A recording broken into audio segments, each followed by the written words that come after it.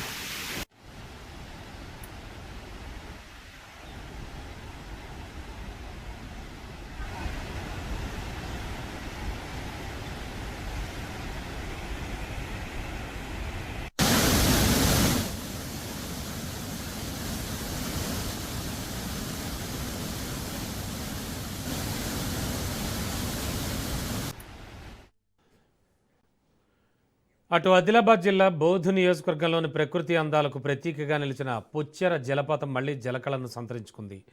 ఇటీవల కురుస్తున్న వర్షాలతో జలపాతంలో నీటి ప్రవాహం ఒక్కసారిగా పెరగడంతో ఆ ప్రాంతం అంతా ఆహ్లాదకరంగా మారింది. గత కొన్ని రోజులుగా వర్షాభావంతో వెలవెలబోయిన పుచ్చెర ఇప్పుడు ఉప్పొంగుతూ సందర్శకులను విశేషంగా ఆకట్టుకుంటోంది. జలపాతం అందాలను తిలకించేందుకు పర్యాటకులు పెద్ద ఎత్తున తరలివస్తున్నారు. రానున్న రోజుల్లో కూడా వర్షాలు కొనసాగితే నీటి ప్రవాహం మరింత పెరిగే అవకాశం ఉందని స్థానికులు చెబుతున్నారు. దీంతో పుచ్చెర జలపాతం తన పూర్తి అందాలతో కనువిందు చేయడంతో పాటు పర్యాటకుల రద్దీ కూడా మరింత పెరిగే ఛాన్సెస్ కనిపిస్తున్నాయి.